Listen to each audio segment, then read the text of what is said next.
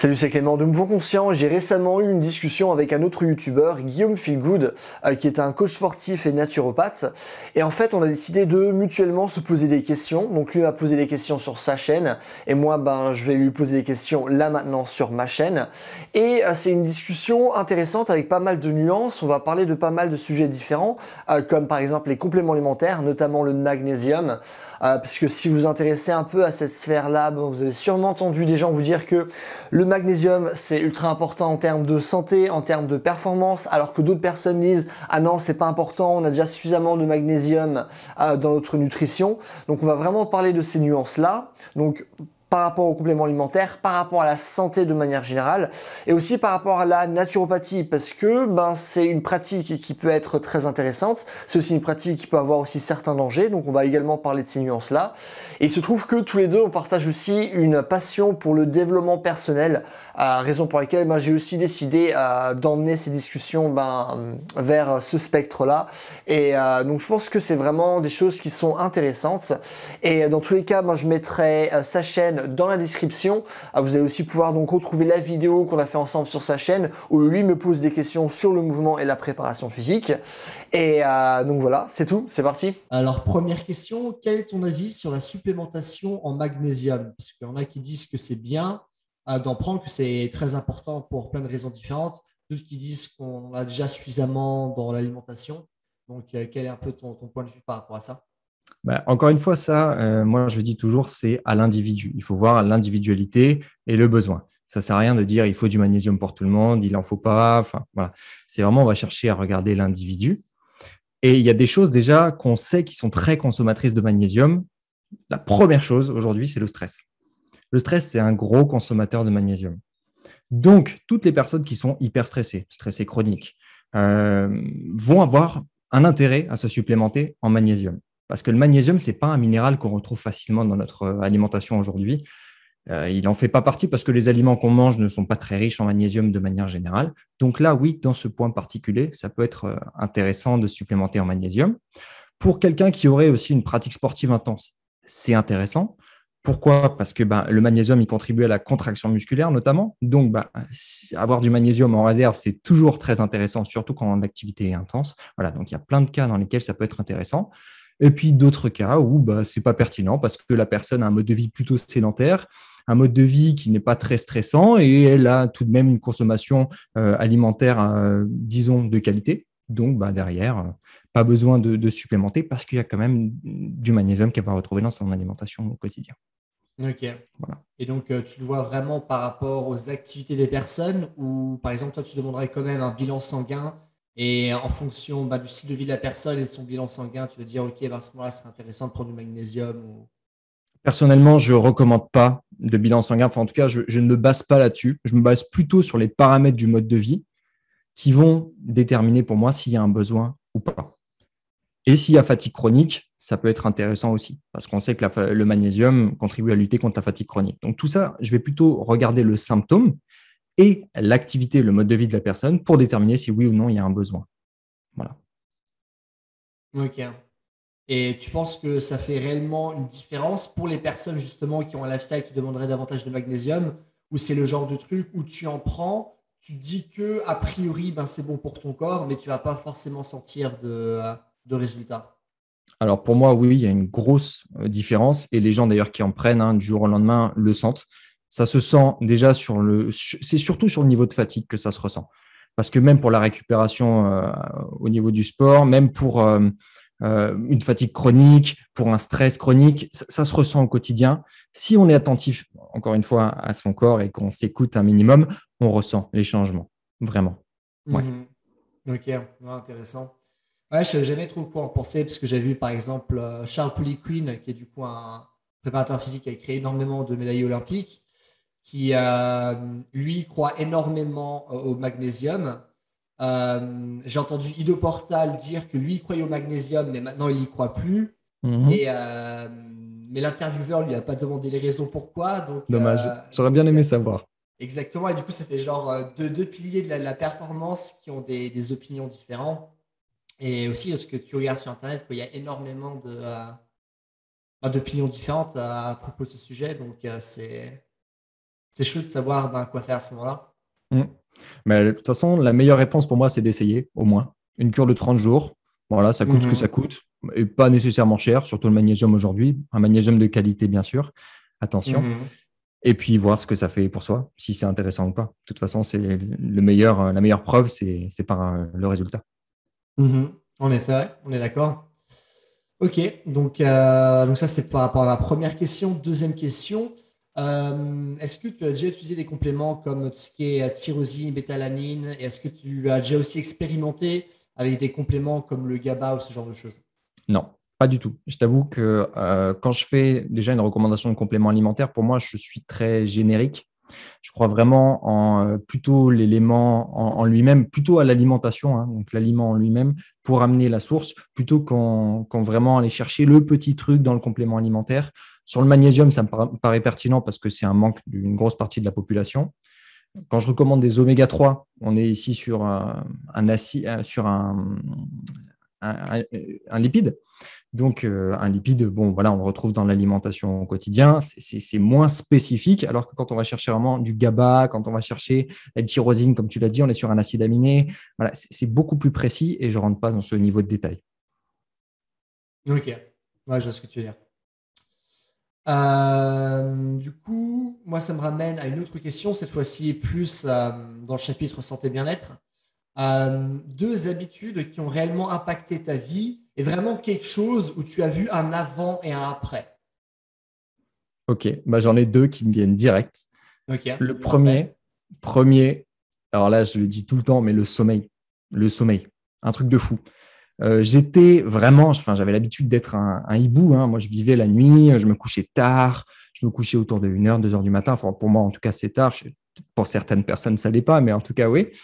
Et du jour au lendemain, j'ai rencontré une fille avec qui je suis aujourd'hui et elle avait l'habitude de se coucher autour de 21h, 22h. 22h, c'était très tard hein, déjà pour elle. Et je m'y Ok. suis fait, je m'y suis mis et je me lève moi assez naturellement tout le temps. Hein, j'ai pas de réveil, donc je me levais à 7h. Donc ça me faisait en général des nuits entre 21h30 et 7h. Donc gros sommeil.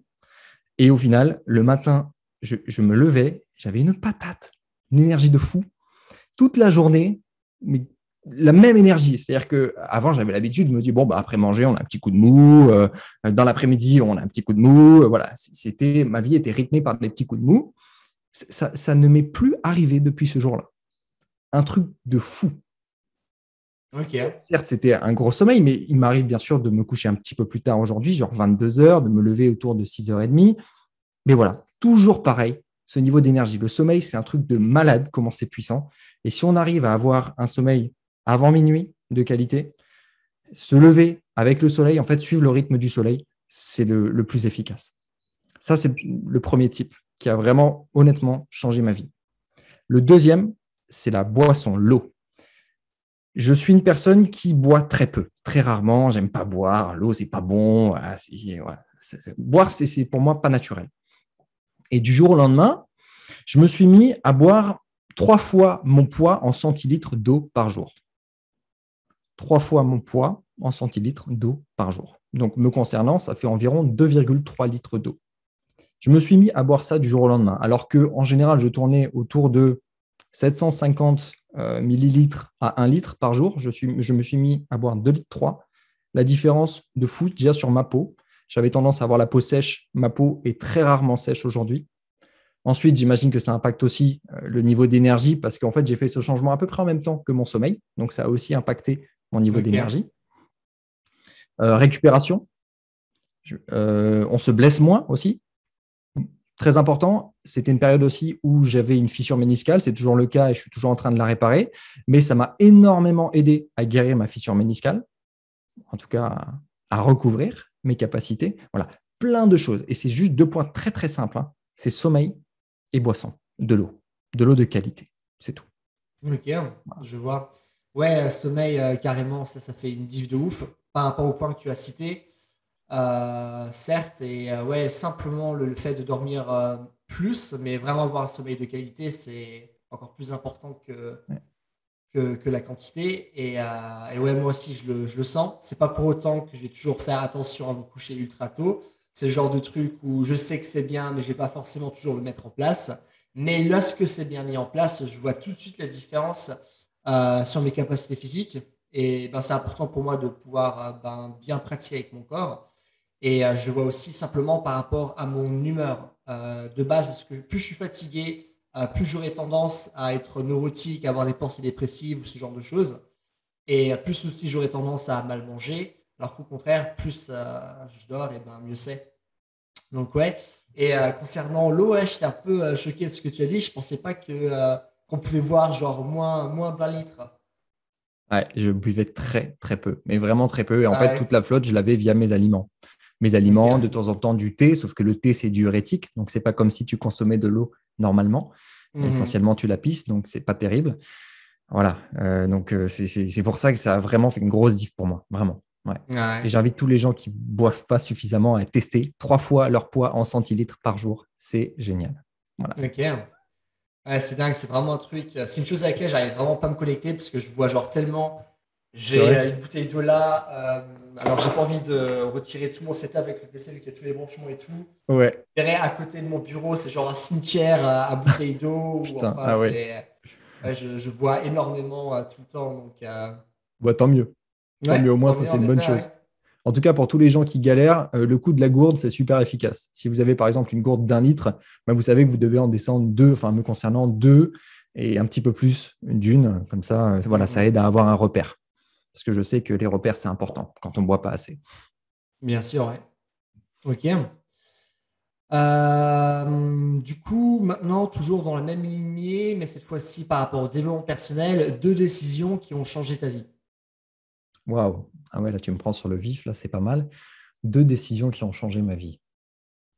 La première décision, c'est celle de décider de travailler pour moi-même et de galérer jusqu'à ce que j'y arrive. Ça, c'est la première qui a vraiment changé ma vie. Je voulais juste pouvoir me lever tous les matins et de me dire que je donnais du sens à ce que je faisais.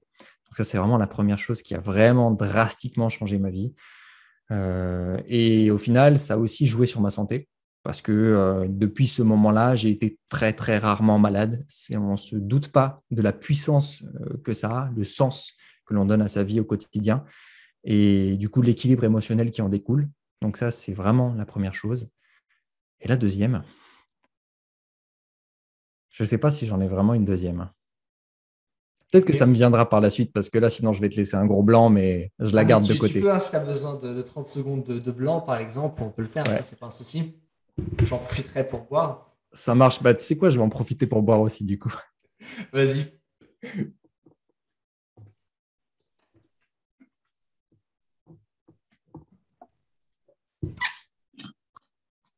Petite gourdasse.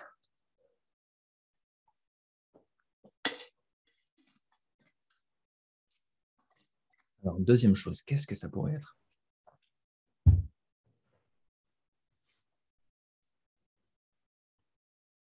Tu saurais répondre à cette question, toi? C'est une tactique pour gagner plus de temps. Non, je m'en fiche. De toute façon, tu couperas, mais ça m'aidera peut-être. Hmm, alors,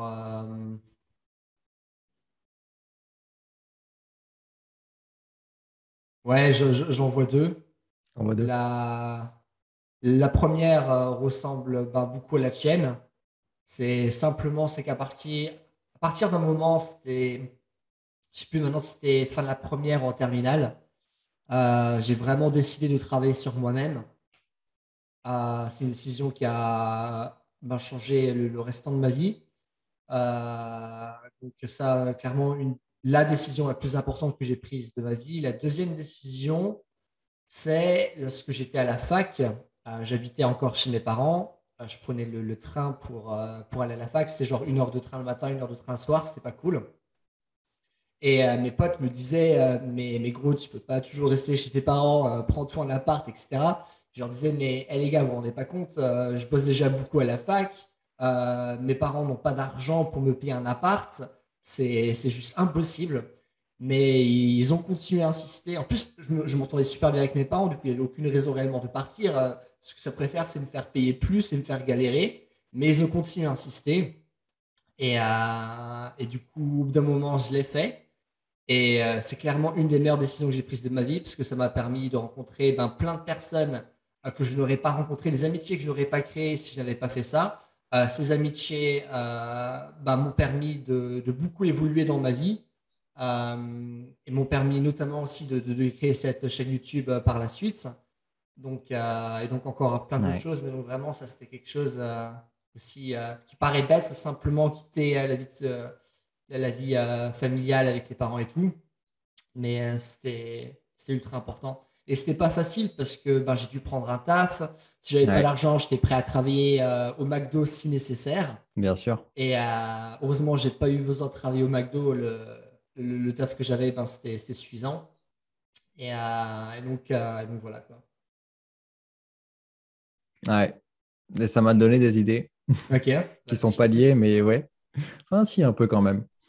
Je pense que la deuxième chose qui a vraiment changé ma vie et impacté ma vie, alors en fait, il y en a deux qui vont venir, mais euh, ça va être le jour où j'ai décidé d'investir pour mes compétences. C'est-à-dire que j'ai toujours eu peur, enfin, jusqu'à aussi longtemps que je m'en souvienne, j'ai toujours eu peur de l'argent, peur d'investir dans quelque chose, peur d'acheter. J'avais tendance à thésauriser vraiment fortement l'argent. Et le jour où j'ai décidé juste pour me former, pour tout ça, d'investir de l'argent, le mettre sur le tapis, je me suis rendu compte que cet argent que j'avais investi, il revenait. Il revenait sous la forme de clients, sous la forme sous plein d'autres formes en fait. Et quand on se rend compte que donner, c'est recevoir, ça c'est un des gros apprentissages aussi qui m'a constitué. Et petit troisième, parce qu'il me vient en tête, c'est Vas-y. le jour où j'ai compris que toutes mes émotions n'étaient en fait qu'une réaction de ma part. C'est-à-dire que si une personne me met en colère, ce n'est pas la faute d'une personne, c'est ma faute à moi. C'est moi qui génère la colère. Et quand on arrive à se détacher de l'émotion et à comprendre pourquoi elle arrive, ça aussi, ça change vraiment la vie. On voit Mhm. moins les choses, comment dire, dans la matrice. On se sent moins esclave de soi-même, entre guillemets, de ses émotions. Ça, c'est Mhm. très puissant. Voilà. Ouais, je vois ce que tu veux dire. Ouais, concernant le troisième point, euh, genre, d'une part, je me sens connecté à ça, et d'autre part, je me sens aussi déconnecté de ça d'une certaine manière. Alors, je me sens connecté à ça parce que j'ai lu beaucoup de livres sur la spiritualité, que ce soit Eckhart Tolle, Dan Millman ou encore d'autres personnes. Enfin, les bouquins de base de la spiritualité ou du dev perso, je les ai lus.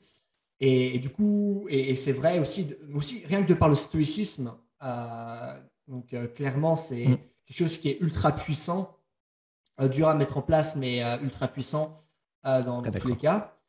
Et pour moi, l'envers de la médaille, enfin, ou du moins comment dire, que ce soit pas que blanc ou noir, mais mettre un peu plus je trouve plus le mot, mais de nuances, voilà. Ouais. Euh, il y a des gens qui restent des connards. Et j'avais lu un article, je crois que c'était de Esquire, le journal. Ouais. Euh, le titre, c'était In Honor of the Fist Fight, du coup, dans l'honneur de la bagarre, on va dire. Ouais. Et alors, je ne pourrais plus dire exactement ce qu'il y avait dans l'article, mais la conclusion, c'était certaines personnes méritent d'être frappées dans le visage. Et je suis aussi entièrement d'accord avec ça. Et du coup, j'ai l'impression qu'il y a vraiment ces deux côtés de la médaille. Premièrement, c'est nous qui agissons tout ce qui nous entoure et c'est à nous de gérer nos émotions. Et deuxièmement, il y a vraiment des connards et c'est pas juste ta faute, ils te mettent en colère et de temps en temps, ils méritent d'être frappés. Et du coup, c'est un peu les. Et ça s'appelle un apprentissage, du coup. Ouais, c'est ça. Ouais, Mhm. je suis assez d'accord. Et tout à fait. Je Mhm. relis complètement à ce point-là aussi. Ok, nice. Dernière question que je vais te poser, ça va être un peu en l'honneur de ta chaîne. Oh, Ça te fera un peu marrer, je suppose. Alors, du coup, naturopathie, trois bienfaits, un danger. oh, elle est belle. Elle est magnifique, celle-là. Elle est magnifique. Naturopathie, trois bienfaits. Trois bienfaits. Trois bienfaits. Le premier, c'est la santé, hein. Pour moi, la naturopathie, c'est ni plus ni moins que le retour à l'équilibre du corps par des moyens naturels, donc les moyens qui sont le mode de vie, tout ce qu'on a à notre disposition est déjà à notre disposition, en fait. Deuxième bienfait, qu'est-ce que ce serait? Ce serait le côté holistique de la pratique, donc le côté vraiment généraliste, où en fait on va juste prendre un individu dans sa globalité et pas juste prendre son cœur, son estomac, et comprendre en fait que tout ça c'est interconnecté et que nous sommes entièrement interconnectés, un avec notre environnement, mais deux aussi à l'intérieur, avec tout notre corps. Et ça, c'est vraiment un bienfait de la naturopathie, c'est qu'on va pouvoir voir les choses avec le grand angle, voir les choses de loin. Et voilà, pour moi, c'est très, très puissant. Troisième bienfait de la naturopathie, sachant que j'ai donné deux qui sont déjà finalement la définition de la naturopathie en elle-même, qu'est-ce que ça pourrait être? Troisième bienfait, je dirais que c'est abordable. C'est que c'est à la portée de tout le monde et tout le monde peut le mettre en place facilement. Et il faut juste avoir les outils. Et une fois qu'on a les outils, c'est un travail quotidien qui peut nous permettre juste d'avoir la santé toute notre vie. Voilà. Un danger, partir dans un extrême. J'ai connu ça au début, comme tout apprentissage en général, on se met tellement dedans qu'on est trop dedans. Et quand on est trop dedans, parfois, on est dans l'excès. Et l'excès, ce n'est pas bon. Hein. Ce qu'il faut garder en toute chose, c'est l'équilibre. Et quand on commence à pencher d'un côté de la balance, ça ne va pas. Donc, il y a dans la naturopathie peut-être un excès peut-être sur le plan de la nutrition, c'est le premier exemple qui me vient, aller dans l'excès nutritionnel, dire « Oula, tu manges ça, mais attention, il y a un petit peu de ça dedans, ça va te rendre malade, tu sais que c'est noté, c'est cancérigène, tout ça. » Ça, c'est un excès pour moi. C'est quand on est trop dans le purisme de la chose. On en perd l'essence. Il faut quand même se garder en tête que finalement, ce n'est pas l'aliment qui nous rend malade, entre guillemets, c'est l'état qui le reçoit, c'est-à-dire nous. Une personne pourra, on a des exemples de types qui vont, je pense à Wim Hof, Wim Hof, qui s'est injecté, là, il s'est fait injecter des bactéries de je ne sais plus quelle maladie. Il a montré comment sa technique pouvait recevoir et augmenter ses capacités immunitaires pour pour mettre fin, en gros, à cette attaque bactérienne. Je ne sais plus ce que c'était, viral. Et en fait, on comprend ici que c'est comment on reçoit les choses qui va déterminer comment elles se déroulent. Donc, ce n'est pas grave parfois. Hein. Bon, bien sûr, si on a une bouffe essentiellement cancérigène, c'est problématique. Mais si de temps en temps, on mange des aliments cancérigènes, ce n'est pas grave parce que le corps est capable de gérer, en fait. C'est l'état qui va le recevoir, qui va déterminer si on le prend bien ou pas. Voilà. Okay. Donc voilà, écoutez, c'est tout pour cette vidéo. Si vous avez des questions, des choses que vous ne comprenez pas, n'hésitez pas à les mettre dans les commentaires. Je réponds à tout le monde. Si y a des questions qui sont plus orientées vers Guillaume, mais notez-les quand même et je lui dirai, tiens, il y a des personnes qui t'ont posé des questions. Vas-y Guillaume, si tu peux y répondre, ce serait cool. Et du coup, a priori, il le fera, donc pas de souci. Donc si vous avez des questions, n'hésitez pas à les mettre dans les commentaires. Et voilà, donc comme je vous ai dit, la chaîne de Guillaume, vous pouvez la retrouver dans la description. Et en attendant, je vous souhaite une bonne journée. Bye.